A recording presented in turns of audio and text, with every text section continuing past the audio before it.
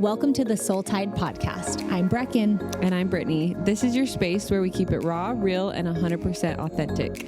Let's get Soul Tide, sis.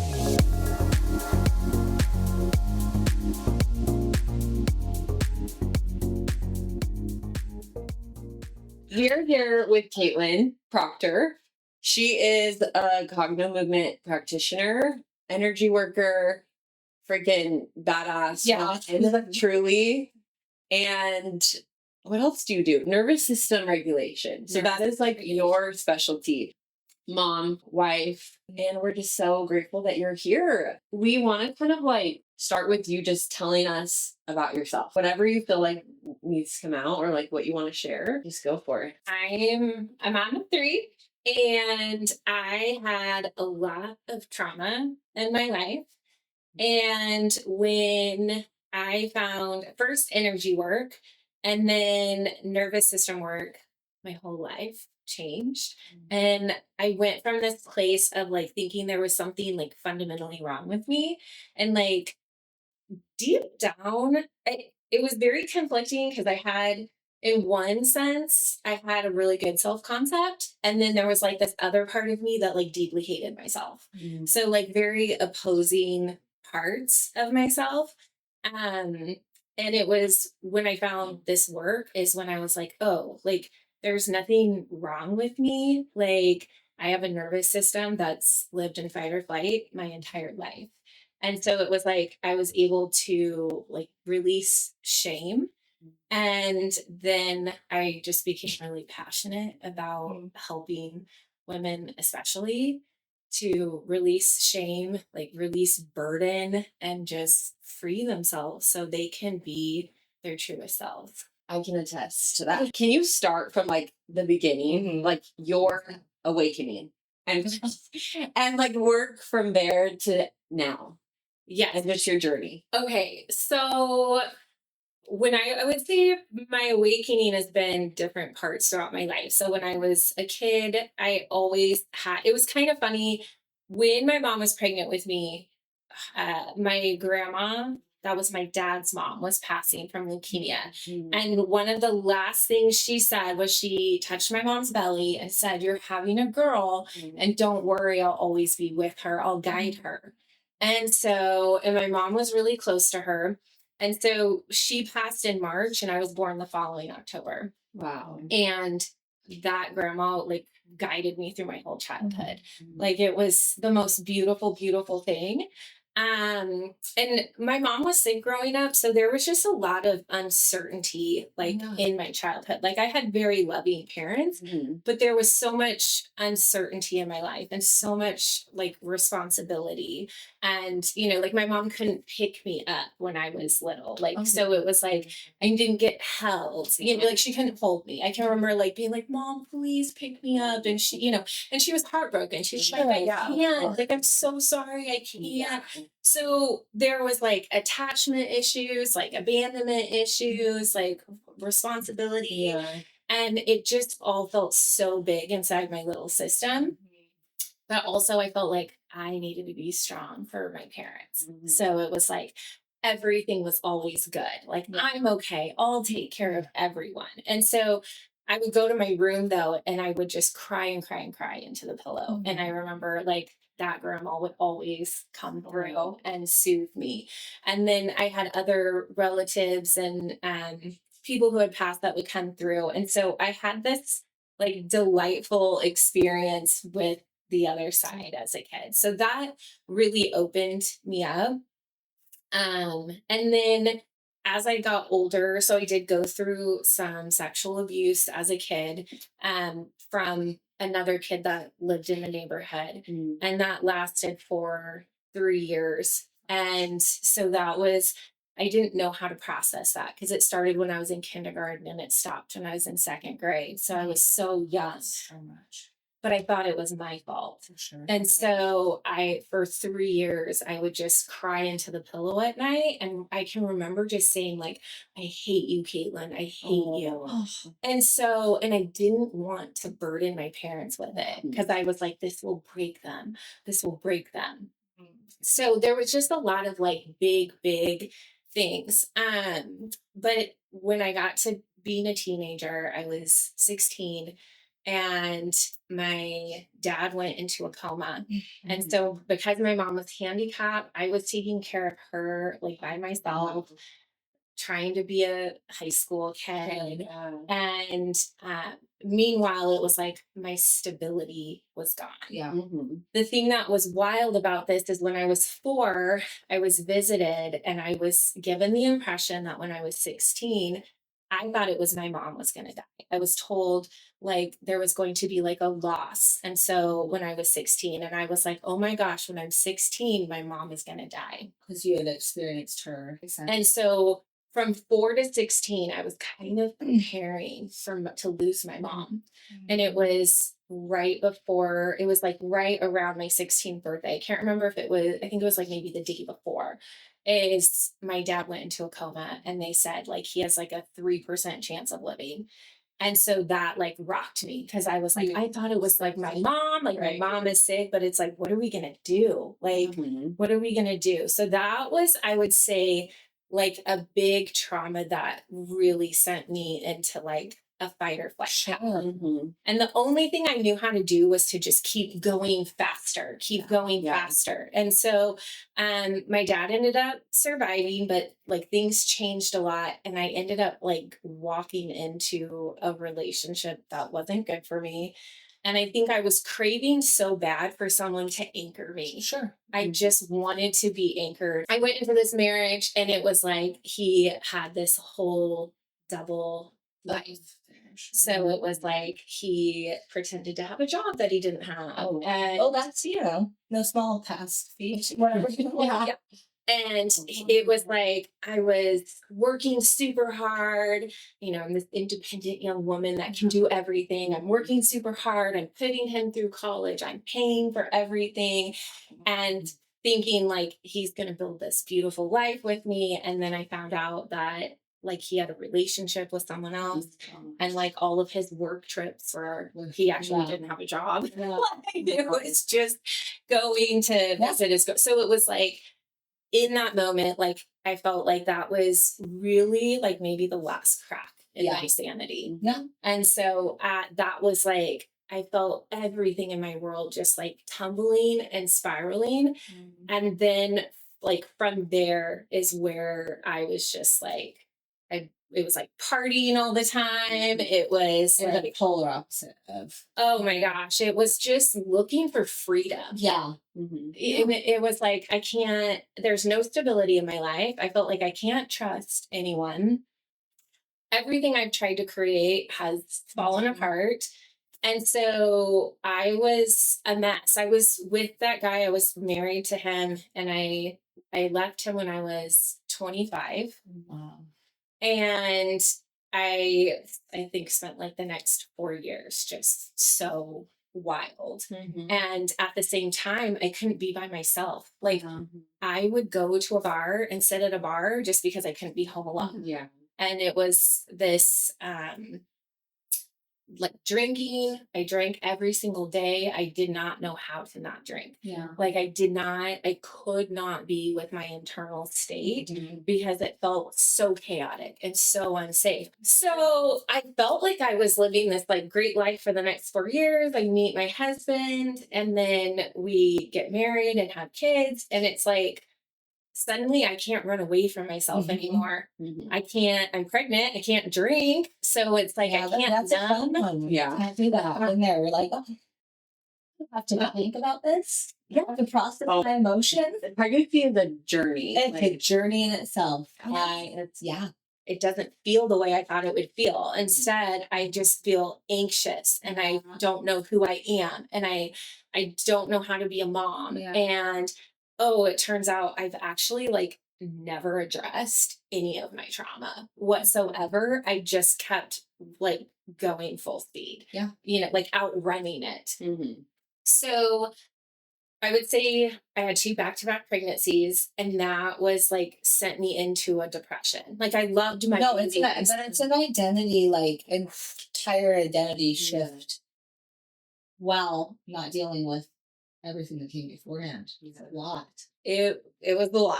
And so, and of course, like I love my babies, but at the same time, when you're so anxious and you don't know how to tend to yourself, and then you have to take care of these other babies that need you, I felt like the most ill-equipped mother. And so it was like, I remember after my daughter, second was born, my daughter, I went back to work in the salon because I used to do hair. And I was like, I can remember like just being like, I know what to do when I'm here. Like I know I know myself in this world. I don't know how to be a mom. And I'm like, I don't know how to tend to all their needs because like I'm like such a mess myself. Meanwhile, like my husband was really depressed. He was, and like after we had our second hit, like depression and anxiety just went into full force with him. I'm sure he was probably going through his crisis too. So Of you're like, both experiencing it though at the same time. That's so hard. so it was heavy. So it was like, I'm trying to cope with this. I'm also like, he had suicidal ideation. He was very suicidal. So it's like, I'm trying to like worry about him And not worry him about you. Yeah. It's like just recreated the cycle of worrying about. You're like, wait, how did I get here? Yes. And then when my son was 2, I hadn't vaccinated and I got talked into him getting like 2 vaccines.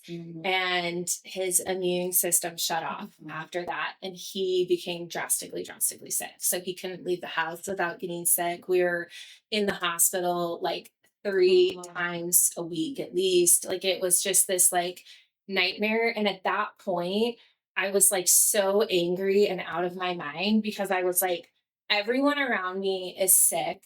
Like I can't get out of like not just like taking care of people, but like people being like really sick. It's like my husband, I have to worry about him. Is he going to be here? My son, I have to worry about, is he going to be here? And it was just like, at what point in my life are people going to be healthy?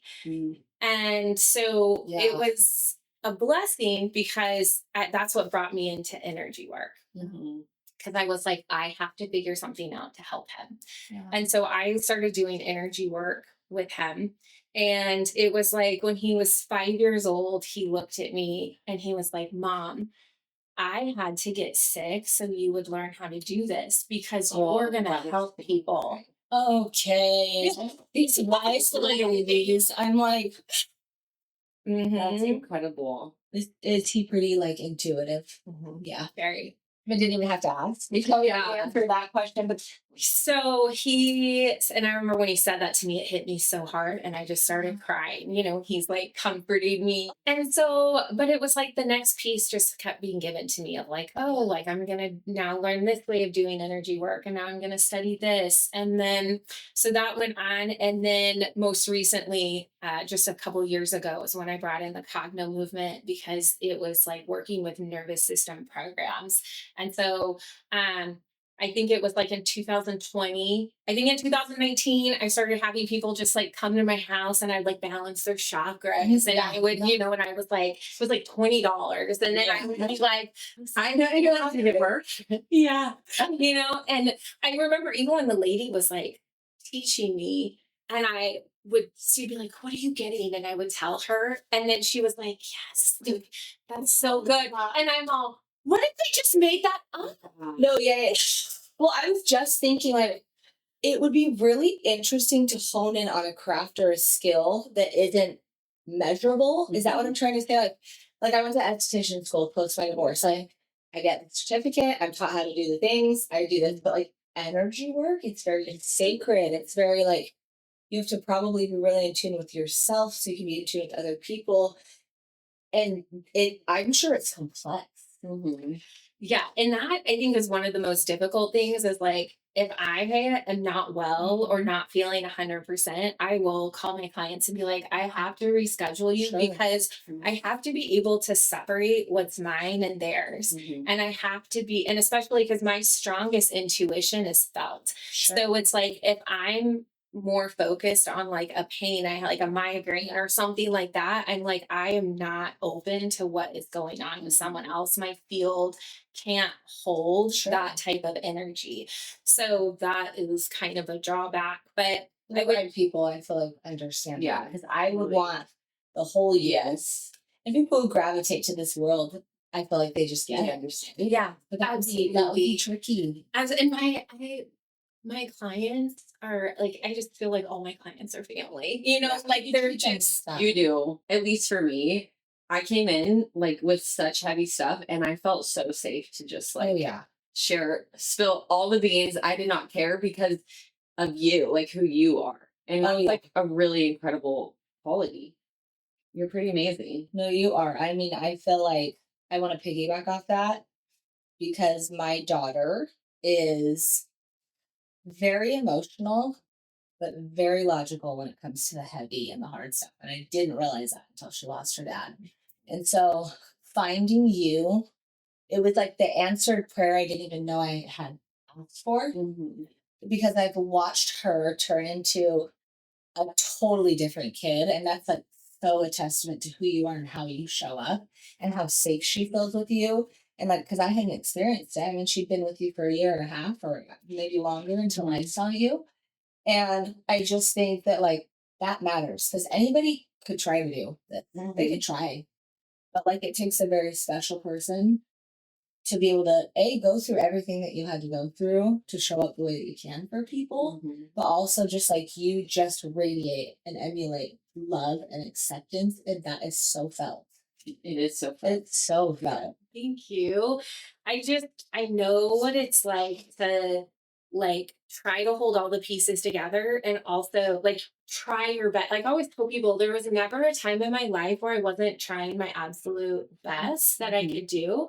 But there were also plenty of times in my life where I wasn't doing great. Yeah. You know, and so I think it's easy for us to try to compartmentalize to simplify humans and life, but life's just not simple. It's nuanced. Yeah. And it's, you know, so I think healing happens not when we like cut off pieces of ourselves, but when we just go like, yeah, like that darkness, like that is a part of me, but so is this, and so is this. And like there's space for all of it. There's space for all of it, and that's okay. There is space for all of it. Yeah. And I think too, it's like when I know that feeling of just like hitting your head against a wall is how I describe it, where you're trying, and it just feels like you're not getting anywhere. Or for me, it's like I wanted to be a better mom. I wanted to be a more connected mom.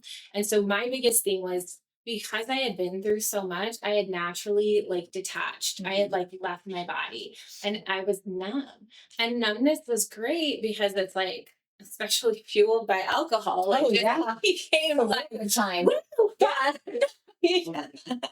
No repercussions to anything. right.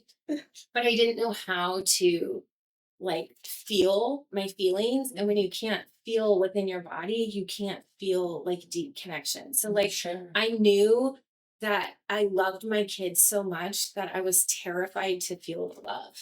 Because it felt like everyone I loved, something bad happened to them. And so it was like, if I feel the depth of my love for these children, they're going to be taken from me. Something horrible is going to happen.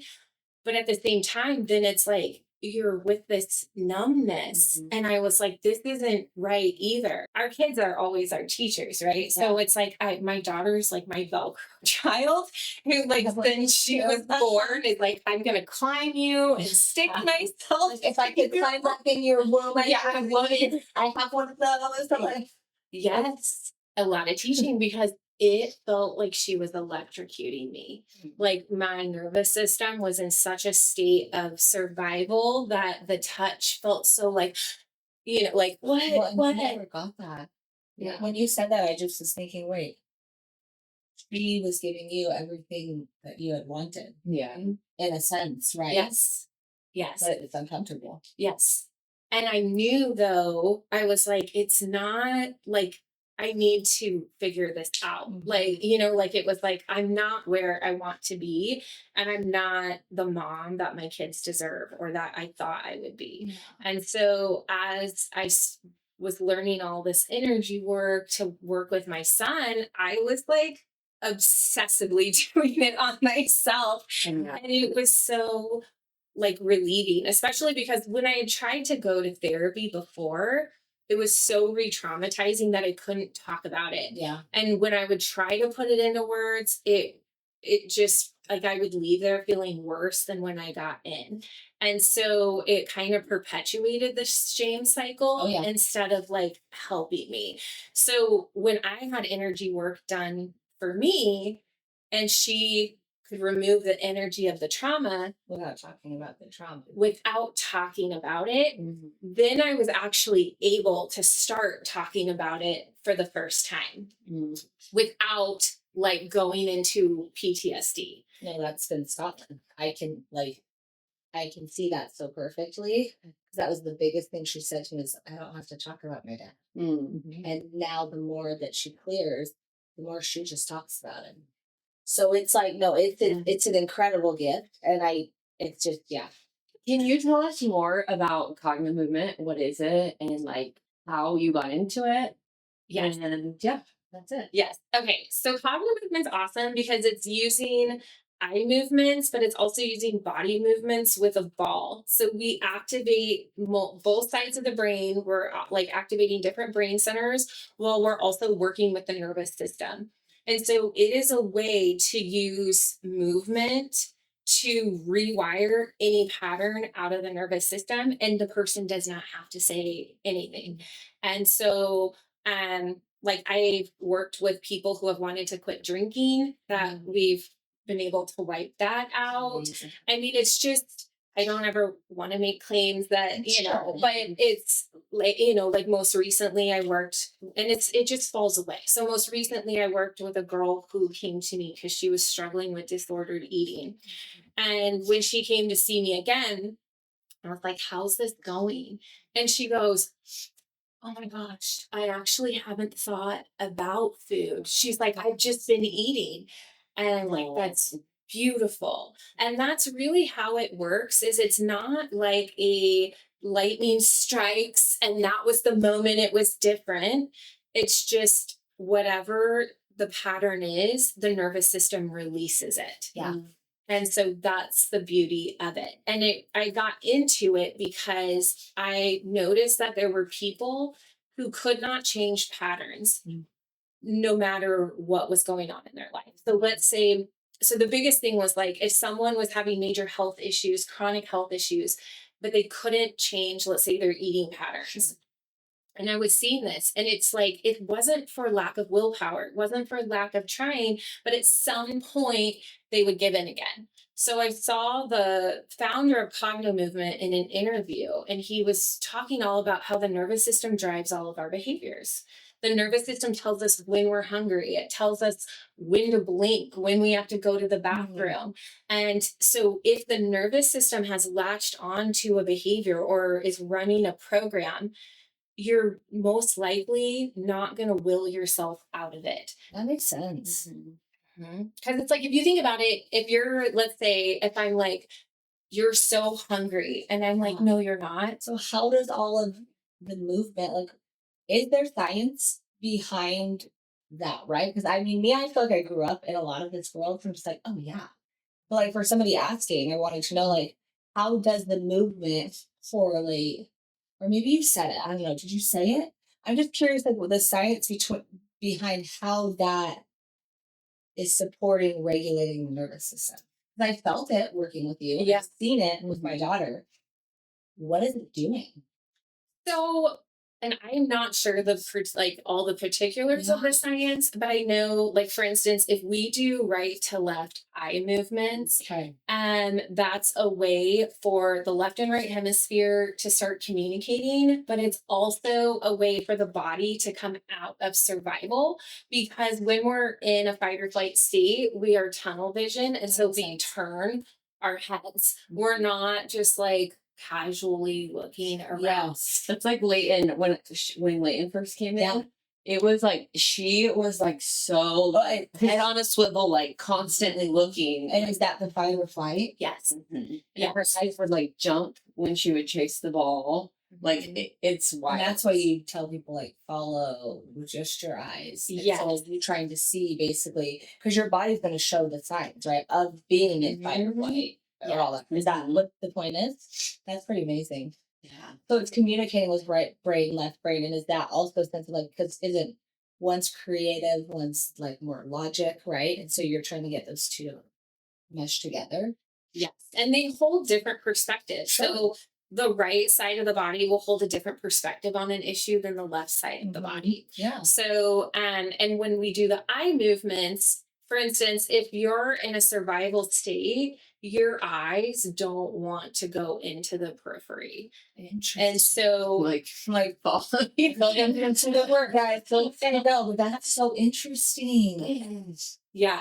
So and the body also processes through movement. You know, and I always say like talk therapy is great for like understanding, and our logical brain needs understanding. So that's great. But as far as the body processing, I'll get people that are like, I've been in therapy for 20 years and I logically understand, but that hasn't changed any of my patterns. It hasn't. And those people are really great because they've already done so much work. We just have to rework the nervous system to show the nervous system that it's safe and break it out of that cycle. Yeah. And they're great. I kind of want to circle back for a second to your son, because that's what got you into this line of work.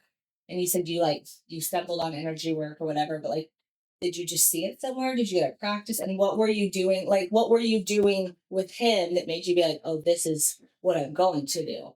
What shifts did you see in him? Like, I don't know, because that's a pivotal point of your story and your career. I was working at a salon, and this girl that was at the salon was talking about an energy session her daughter had. Yeah. And I had no idea what that was. But I was like, what are you talking about? And she was like, oh, this lady, Gina, she does energy work and she worked with my daughter. And I was like, I want to go. Yeah. And let me have her number. So I text her, I set up the appointment, I sit down in front of her, and she's like, okay, why are you here? And I was like, I don't even know what you do. Oh. I'm like, I just feel like I'm supposed to be here. Yeah. So I start talking to her a little bit, and she just starts doing energy work on me. And I had the most relief I'd ever felt in my entire life. Like there was so much burden lifted after that session. Yeah. And I remember I was like crying, and then, and I'm talking to her. It's the first time I felt like I could process what had happened in my life. And I was like, why did I have to go through this? And she was like, because you're going to help other people do this too.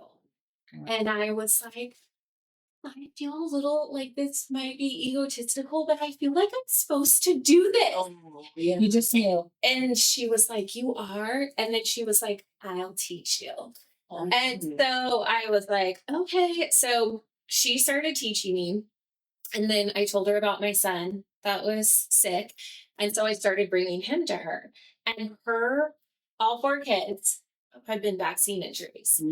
And Dr. Shiflett had trained her and helped her kids get healthy from all of their injuries. Okay. Dr. Shiflett was my doctor, and I did not know this for years. So crazy. For years. So she trains me. I start working on my son. My daughter, who was a newborn, screamed and cried like morning, noon, and night for the first 6 weeks. Like nonstop. Oh my gosh, my nervous system was fried. Yeah. I didn't know what to do. I balanced her chakras, and it was like a last ditch effort move, right? Like we'll do this weird no. Yeah. Nothing else is working. Literally. But I was such a logical person that I was like, I don't know. Well, I balanced her chakras, and she slept through the night. Wow. And after that, she was fine. And so that was kind of my first like big, wait a second, like there's more to it than what this lady did for me. Like okay, now I have this with my daughter. So then I started working with my son, and it was like he was getting better and better and better. And I was able to also then muscle test to see like, this is good for him. This isn't good for him. Like he needs this. He doesn't need this. And so he kept getting better and better. And then it was like, I think he was like 6 years old, and I had brought him in to see Dr. Shiflett. And I was like, you're going to think I'm crazy, but I've muscle tested him and I think he has parasites because we had spent like thousands at a GI doctor that told me I was crazy. Yeah, for sure. And so he was like, oh, I don't think you're crazy. Let's go find out. And like took him to scan him. And he was like, oh yeah, he's got 4 parasites. And so he was like, I didn't know. He's like, I didn't know you muscle tested. He's like, talk to me about what you're doing. So I start sharing with him the energy work that I'm doing. And I'm like, there's this lady, her name is Gina. And he's all, come here. Oh, you know when he hits that little finger. Yeah. Come here. Brings me to a signed poster that's her thanking him for everything he did for her. And I was like, you're the doctor that trained Gina? And he was like, yeah. Oh, you didn't even realize that at that time. You guys were in like this triangle and you didn't even know. Wow. Yes, literally. Full circle. And how long ago was that? Well, you said your son was 6. So, and he's 14 now. How do you feel like nervous system regulation has changed your life? I'm a different person. And the thing I always tell everyone is like, you're not who you are when you're in survival. So, okay, so let's even go to how I had a hard time with like physical touch and connection. So if we're in fight or flight, and let's say we're in the woods and we're running from a bear, right? And it's like everything is like hyper vigilant. And then someone comes up to you and is like, hey, come sit over here and cuddle. You're like, get off. You're like, I'm being chased by a bear. Yeah. Yeah. Why are you not running? Yeah. yes. So all of these things that our system is doing when it's in survival is about just that. It's not about connection. It's not about what's your higher purpose, what's your calling, how, like, where's your creativity. Those things all shut down, right? Like along with your digestion, your immune system, like everything shuts down to keep you alive. So crazy. So many of us are living in that state because we're not taught how to regulate, how to process, none of those things. So, you know, something happens and our nervous system continues to respond like it's still happening.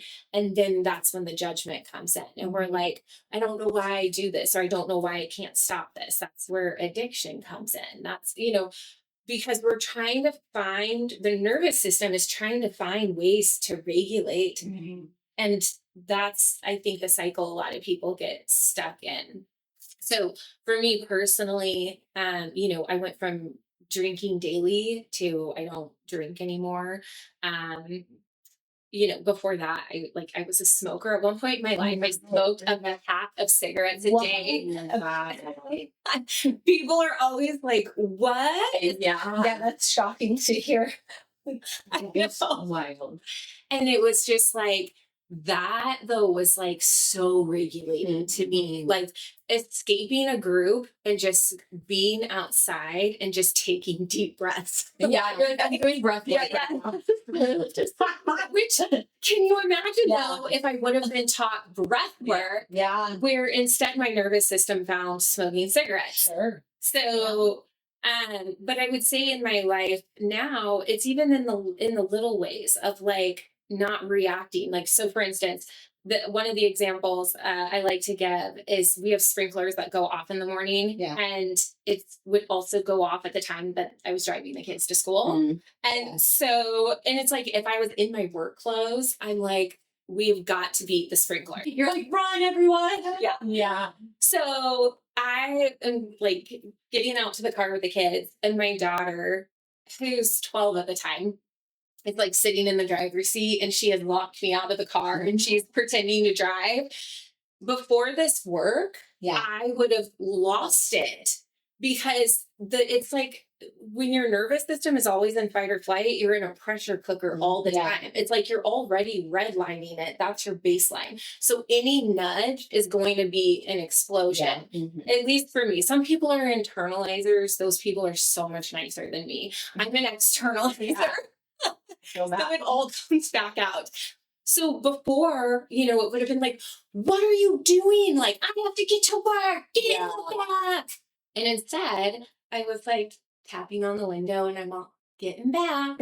It's those little moments Yeah. where I say you go from being so overwhelmed all the time to having capacity. Yeah. And when the beautiful thing about capacity is once you've created that within your system, then you know how to regulate it more. So it's like when the dial's always redlining it, it's like you're always in the red. So it's just like you're stressed, you're exploding, you're stressed, you're exploding. Yeah. Once you have capacity again, it's like, oh, I have an elevation. And that's then when I go straight into doing cognitive movement. I grab my ball right away and I focus on that elevation and allow it to dissipate. And then at the same token, you're able to go. So another example I give is like my daughter wanted to have an overnight. It worked out, like everything would work out logistically. There was no reason why she shouldn't, except for I felt like I didn't have a lot of capacity in my nervous system that day. Like I had a lot of moving parts that were elevating me. My daughter being out of pocket for the night would have completely like taken up that capacity. Yeah. And so I just looked at her and I was like, you know what? I know it works out logistically, but I don't feel like I have the capacity in my nervous system right now to have you out of pocket. I need you home with me. And and she understands we use that language and she was bummed. Yeah. But it was also, I'm like, I want her to be aware of her capacity, right? And like, what can she hold and still be peaceful?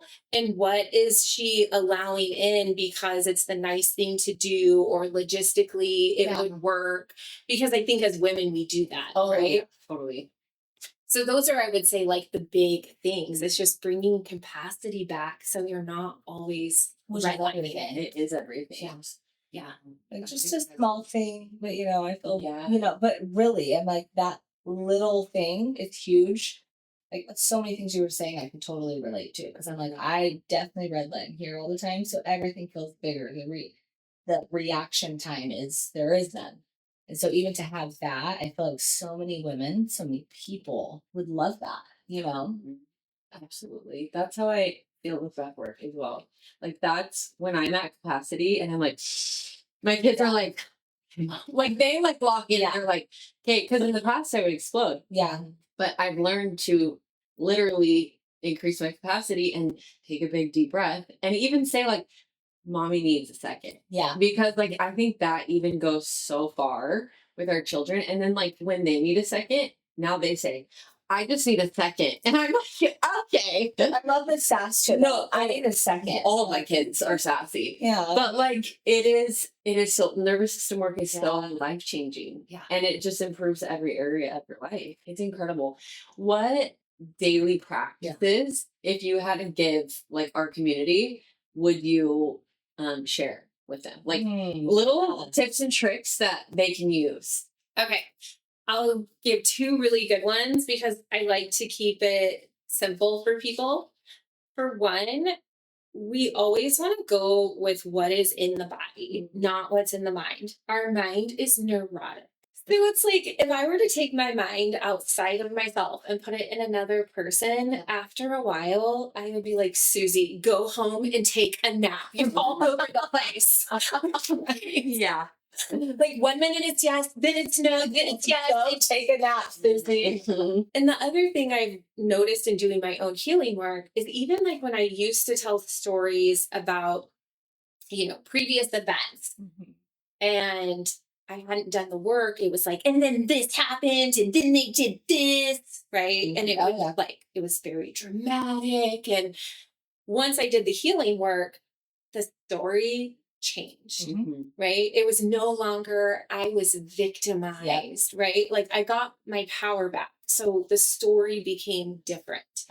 So that's where I like working with sensation, because if we work with the sensation that the nervous system is showing us, for one, it teaches us to get back into our bodies.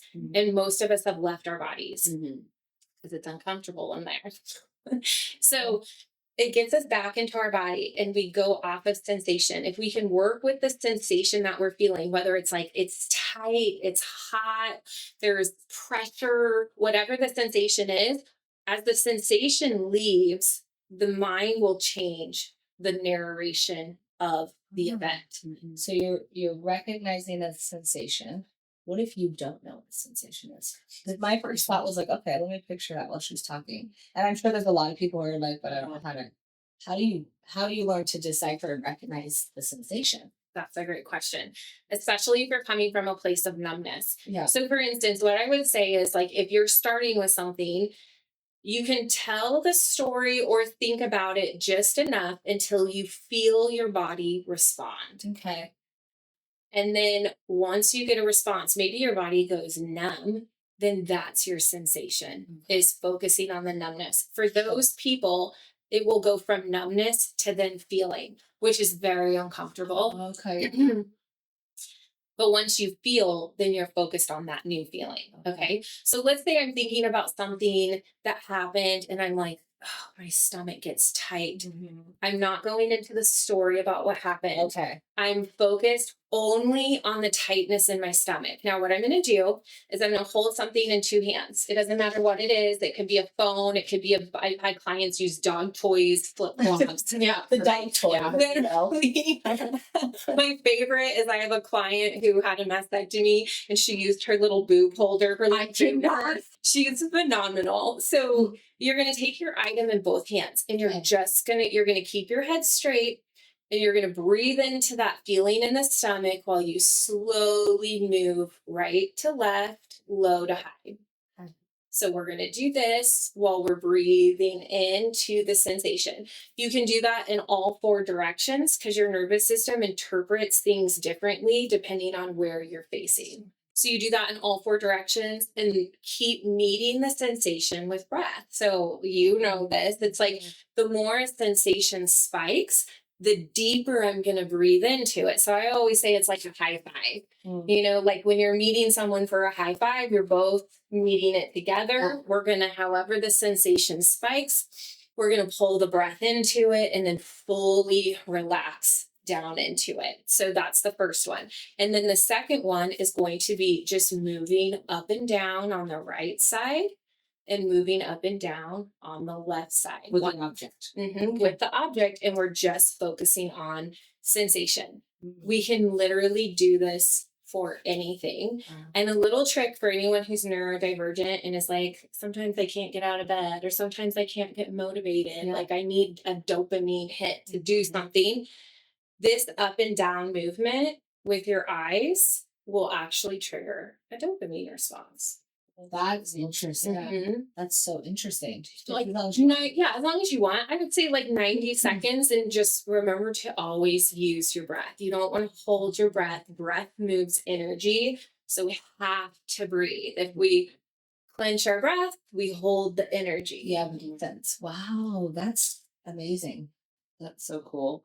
I also saw on your Instagram, I think I like totally stalked your Instagram after I met you, but like you did this on your kids before you were priming their nervous system. I think it was before a sports game. Yes. And I did that before my daughter's soccer game. And she actually she played that game and she had not played all season. I'm like, oh, okay, this is working. Yes. Yeah. So, and anyone listening can go to my Instagram at My Life Lucid and see the little videos where I throw with my son. But before my kids have sports, or even like if they're like, they need to do homework, they need to focus, they have a test, whatever it is, I'm going to throw the ball back and forth.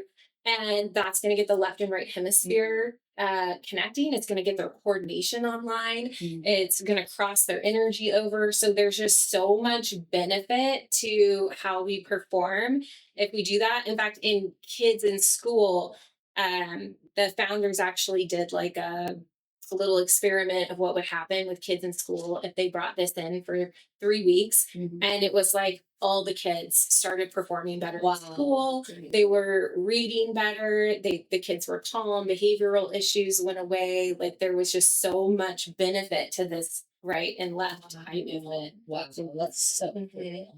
What do you believe creates real and lasting change in a human? Ooh, We're gonna mic drop you. Yeah, mic drop you on this last question. Absolutely rewiring the nervous system. the thing I always want people to know about our nervous system is it picks up programs and it runs that program on repeat, which is why when we try to just create change with our mind, we're like, why do I still fall back into this? Why do I keep doing this? Why can't I change this behavior? And once again, it's because the nervous system wins. Yeah. So if the nervous system's been running the same program, and maybe it's running that program because it's the program your mom ran, then there has to be something to change the program, to shift it. So it's like every time I open Microsoft Word, it's always a word processing program. And so we have to show the nervous system a different program. And that's where we really get these big changes in life. So I just always want people to know, like, there's nothing wrong with you, I promise. And even if you're like, no, I have the most negative behaviors, you don't understand. It's like, your nervous system learned that because you are in a highly adaptive body that was adapting to your environment, that was learning, through mirror neurons in ways you didn't even know you were learning.